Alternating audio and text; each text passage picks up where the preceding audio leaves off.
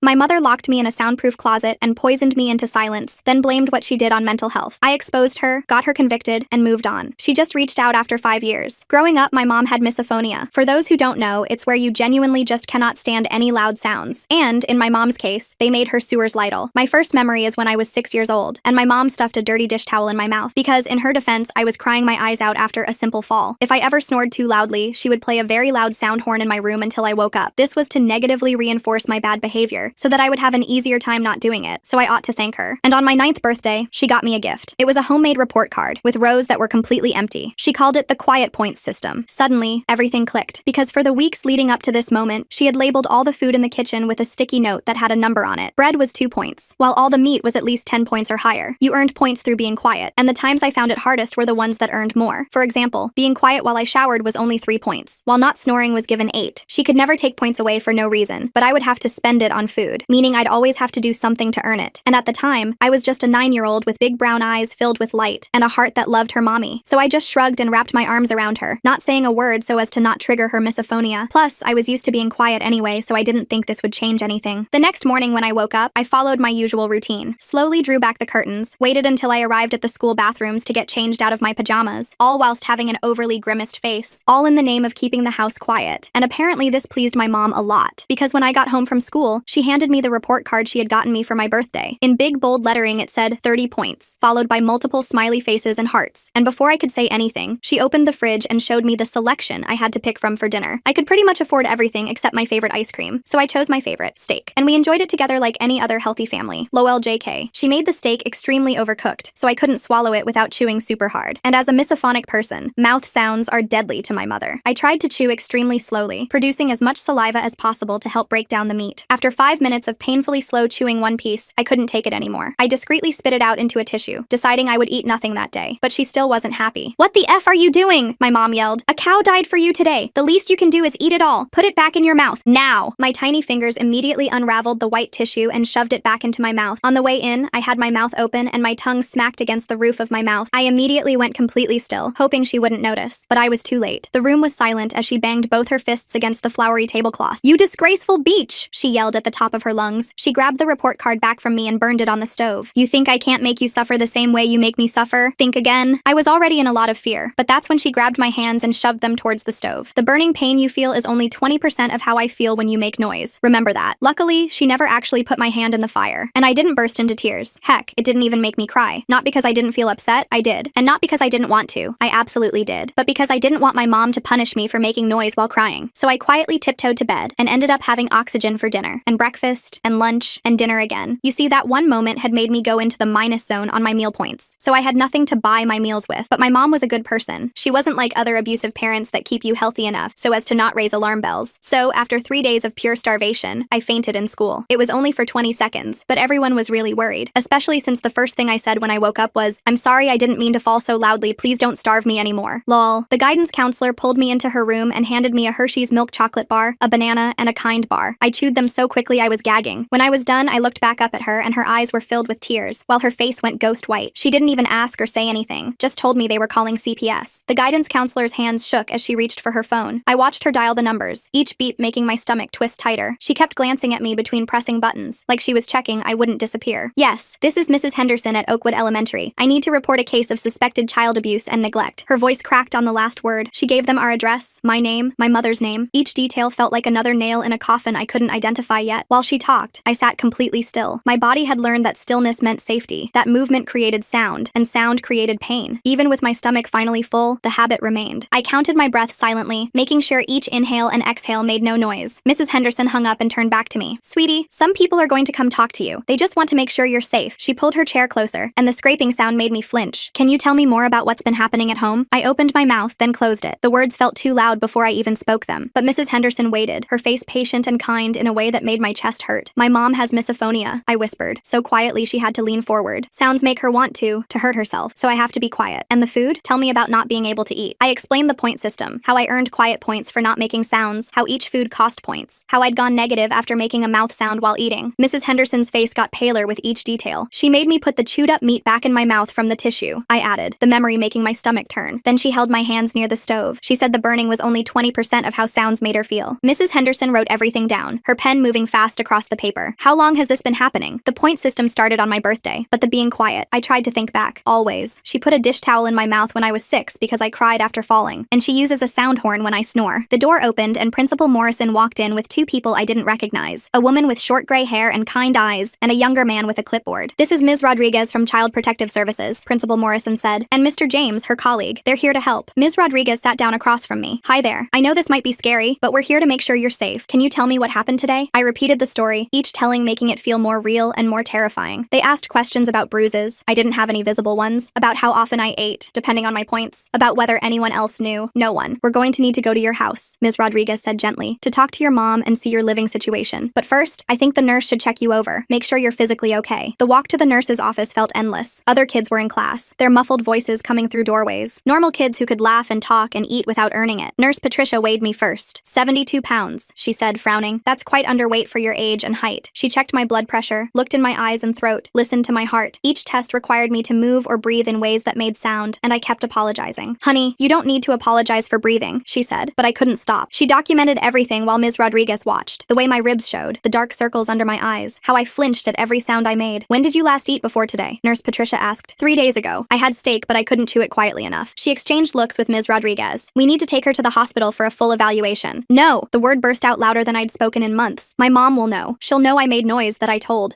I couldn't finish. "Your mom is going to be contacted regardless," Ms. Rodriguez said, "but you won't be going home until we've investigated. You're safe now." But I didn't feel safe. I felt exposed, like I'd broken every rule that kept me alive. My breathing got faster, louder, and I couldn't make it stop. The panic made more noise, gasping, wheezing, my heart pounding so hard I was sure everyone could hear it. Nurse Patricia grabbed a paper bag. "Breathe into this. It's okay to make noise. You're safe." The principal's phone rang. "Yes, Mrs. Chen is here. I see. Yes, I'll let them know." He hung up. "Your mother just arrived. She's demanding to take you home." My whole body went rigid. Ms. Rodriguez noticed. "She can't take you anywhere right now. We have a legal hold while we investigate." They moved me to a small conference room away from the main office. I could hear my mother's voice getting closer, using her fake nice tone she saved for other adults. "I'm sure this is all a misunderstanding. My daughter has such an active imagination. You know how children can be. Mrs. Chen, I'm Ms. Rodriguez from CPS. We need to speak with you about some concerns that have been raised." "Concerns? This is ridiculous. My daughter has some behavioral issues we're working through. She's in therapy for attention-seeking behavior." I wanted to scream that it wasn't true, but years of training kept me silent. Through the door, I heard my mother explain her condition, how hard it was to live with misophonia, how she did her best despite her disability. "We'll need to visit your home," Ms. Rodriguez said, "and speak with your daughter's therapist." "Of course. You'll see everything is fine. In fact, I just went grocery shopping yesterday. The fridge is fully stocked." My heart sank. She'd prepared. Somehow she'd known this was coming and prepared. Mr. James stayed with me while Ms. Rodriguez and another CPS worker went with my mother. Principal Morrison sat with us too, offering me water that I was too scared to drink because swallowing made noise. "The therapist she mentioned," I whispered to Mr. James. "I've never been to therapy." He made a note. "We'll verify everything she tells us." Hours passed. I dozed off in the chair, exhausted from the stress and the first full meal I'd had in days. When I woke, Ms. Rodriguez was back, her face carefully neutral. "We visited your home," she said. "Your mother showed us a fully stocked kitchen, your clean bedroom. Everything appeared normal." My chest tightened. "The point system chart? We didn't see anything like that. Your mother said she uses a standard behavior chart for chores." No, it was on the fridge, with all the sticky notes on the food, but even as I said it, I knew she'd removed everything. "We'll keep investigating," Ms. Rodriguez assured me, "but for tonight, since we can't find immediate evidence of physical abuse or neglect, you'll need to go home. However, we'll be doing follow-up visits and interviews." The room spun. They were sending me back. Principal Morrison protested. The child fainted from starvation. The nurse documented her being severely underweight. Her mother showed us medical records indicating an eating disorder. Said she's been trying to get her daughter help, but she refuses to eat. "That's not true!" But my voice was so quiet from years of practice that it barely carried. Ms. Rodriguez knelt beside me. "I believe something is wrong here, but legally, without evidence, I can't remove you from your home yet. Here's my card. Call me if anything happens. We'll be back tomorrow for a follow-up." The drive home with my mother was silent. Not the comfortable quiet of two people at peace, but the terrifying silence before a storm. She didn't speak until we pulled into our driveway. "You've made things very difficult," she said, her voice deadly calm. "But don't worry. I have a solution." Inside, I saw what she meant. The kitchen looked normal, full of food, no point system, no sticky notes. But in my room sat a pair of noise-canceling headphones and a white noise machine. "Your new therapist recommended these," she said, though I knew there was no therapist. "You'll wear them whenever you're home except for meals. Doctor's orders for your sensory processing disorder." She put them on my head and turned on the white noise. The world disappeared into a rushing sound like ocean waves. I couldn't hear her footsteps, couldn't hear if she was approaching, couldn't hear anything but the endless white static. I pulled them off. "I can't! Put them back on!" Her scream made me comply instantly. She held up a piece of paper. "Doctor's note. If you don't follow treatment, it's medical non-compliance. That would look very bad for your little CPS friends." The headphones went back on. The white noise filled my world. I watched her mouth move but heard nothing. She pointed to my desk where homework waited, then left. perfect. I sat at my desk, the white noise drowning everything. When I tried to remove them to use the bathroom, she appeared immediately, pointing at the doctor's note. I learned to lip-read bathroom, and she'd nod permission for temporary removal. Dinner was the only reprieve. She'd tap my shoulder, remove the headphones, and we'd eat in silence. Real food now, she kept the fridge stocked, but the silence felt heavier than before. CPS will be back tomorrow, she said during dinner. You'll tell them the headphones are helping your condition, that you're eating well, that everything is fine. I nodded. What else could I do? That night, the headphones stayed on even in bed. The white noise made it impossible to know if she was in my room, watching. I lay rigid, afraid to move, afraid to make sounds I couldn't hear myself making. The next day at school was freedom. I could hear again, though every sound felt overwhelming after hours of white noise. Mrs. Henderson checked on me. How did yesterday go? She asked gently. I wanted to tell her about the headphones, the fake doctor's note, the new system of control, but I knew my mother would have an explanation for everything. She has the house full of food now, I said instead. Mrs. Henderson frowned. And you're eating? Yes, but something's still wrong, isn't it? I nodded, tears threatening. She has these headphones. Mrs. Henderson leaned closer, her expression shifting to concern. Headphones? What kind of headphones? Before I could explain further, the classroom door opened. My mother stood there with her practiced smile, holding a manila folder. Sorry to interrupt. I just need to drop off some medical documentation for the office. My blood turned to ice. Mrs. Henderson straightened up, maintaining her professional demeanor. Of course, Mrs. Chen. I'll make sure it gets to the right place. Actually, I was hoping to speak with you briefly about my daughter's new treatment plan. My mother's eyes found mine, and though her smile never wavered, the warning was clear. Her therapist says it's important all her teachers understand her sensory processing disorder. Mrs. Henderson glanced at me, then back at my mother. I have a few minutes before my next class. They stepped into the hallway. Through the small window in the door, I watched my mother hand over papers, gesturing as she spoke. Mrs. Henderson nodded along, occasionally looking troubled, but ultimately accepting whatever story my mother was spinning. When Mrs. Henderson returned alone, her face had changed. The concern was still there, but now mixed with something else. Doubt. Your mother explained about the headphones, she said carefully. She showed me the treatment plan from Dr. Nichols. There is no Dr. Nichols, I whispered desperately. Mrs. Henderson's expression grew complicated. She had official letterhead, detailed treatment notes dating back months. She said you might say that denying medical help is part of your condition. The trap was perfect. Every protest I made would only confirm my mother's story about attention-seeking behavior and treatment resistance. I felt the walls closing in again, tighter than before. During math class, I noticed my mother hadn't left. Through the window, I saw her in the main office, chatting with the secretary, laughing at something on her phone, volunteering, she'd probably say, being an involved parent. At lunch, I sat alone as usual, mechanically eating the sandwich my mother had packed. Real food, nutritious and filling, evidence of her good parenting. Across the cafeteria, I noticed a substitute teacher I'd never seen before. She was young, maybe mid-20s, with short dark hair and observant eyes that seemed to take in everything. The afternoon dragged on. Every time I passed the office, my mother was still there, filing papers, answering phones, making herself indispensable. When the final bell rang, she was waiting by my classroom. Ready to go home, sweetheart? Her voice was honey sweet for the other parents nearby. In the car, her facade dropped. That was a warning. Every word you speak at school, I'll know about. Every teacher you try to manipulate, I'll get to first. The documentation is extensive and thoroughly believable. At home, the headphones went on immediately. The white noise crashed over me like a wave, drowning out the world. I did homework in silence, ate dinner in brief reprieves, then back to the rushing static that made my head ache. Days blurred together. The headphones left marks on my head from the constant pressure. My ears rang even during the brief moments without them. At school, I moved through classes like a ghost, too exhausted to focus, too afraid to speak up again. The substitute teacher appeared more frequently. Ms. Seeby, I learned from overhearing other teachers. She subbed for different classes, but I noticed her watching me during lunch, during recess, quick glances that lingered just a moment too long. One day, she was substituting for my regular teacher. As she wrote math problems on the board, I found myself tapping my pencil against my desk, unconsciously at first, then with more purpose. Short taps and long taps. A pattern I'd seen in an old movie my mother had let me watch before the point system started. Ms. Seeby's hand paused mid-equation. She turned slowly, her eyes finding mine. For a moment, we just looked at each other. Then she returned to the board, but I saw her hand trembling slightly. After class, as students filed out, she called out, "Could you stay for a moment? I have a question about your homework." My mother wasn't in the office that day. She had a dentist appointment she couldn't reschedule. I approached Ms. Seeby's desk cautiously. She pulled out a piece of paper and wrote, "Are you okay?" I stared at the words, then at her. She tapped the paper. Once short, twice long, once short, then pointed at me with raised eyebrows. My hand shook as I took the pencil. Instead of writing, I tapped on the paper. 3 short, 3 long, 3 short. Her face went pale. She wrote quickly, "Who is hurting you?" I glanced at the door, then tapped again. More complex this time, spelling out slowly, M-O-M. Ms. Seeby's jaw tightened. She wrote, "I'll help. Be careful. Act normal." I nodded and hurried out, my heart pounding. For the first time in months, I felt a spark of hope. But hope was dangerous. That evening, my mother was different, watchful. She made me remove the headphones during dinner but didn't speak, just studied me with calculating eyes. "Interesting day at school?" she finally asked. I shook my head, focusing on my chicken. Ms. Seeby seems nice, young, idealistic. Probably thinks she can save the world one student at a time. Her tone was casual, but I heard the threat underneath. Shame she's only temporary. I heard she might be transferred to another district soon. My hand stilled on my fork. She knew. Somehow, she always knew. The next day, Ms. Seeby wasn't there. Or the next. When I finally saw her again a week later, she was substituting for the art teacher. She wouldn't meet my eyes. During art class, while working on a painting, I found a small folded note tucked under my paint palette. I carefully unfolded it beneath my desk. Your mother visited my apartment. She knows where I live. I'm sorry. I crumpled the note, despair washing over me. Even Ms. CB, trained to recognize Morse code, probably former military or something, was powerless against my mother's manipulation. The weeks crawled by. My weight dropped again despite the regular meals. The constant white noise left me disoriented, stumbling into walls, unable to gauge distance or sound. At school, teachers grew concerned, but my mother always had an explanation. Adjustment period to new medication, sensory integration therapy, breakthrough treatments for my condition. Then came the family therapy sessions. My mother had found a therapist, Dr. Klaus, who specialized in difficult children. The first session, I tried to tell the truth. She makes me wear headphones all the time at home, I said, the words feeling strange after so much silence. With white noise so loud I can't hear anything. Dr. Klaus nodded thoughtfully. And why do you think your mother implements this treatment? It's not treatment. She just doesn't want to hear me exist. My mother dabbed at her eyes with a tissue. You see, this is what I deal with. The aggression, the accusations. I've tried everything to help her. I understand this must be very difficult, Dr. Klaus said to my mother. Children with oppositional defiant disorder often reject helpful interventions. I don't have that, I protested, interrupting, arguing, refusing to comply with reasonable requests. Dr. Klaus made notes. Classic presentations. My mother pulled out her phone. I've actually been recording some of her behaviors at home for documentation purposes. She played a recording. It was my voice, but distorted, edited. Sounds of me supposedly slamming doors, stomping, screaming, things I'd never done, couldn't do without severe punishment. But the audio was convincing. I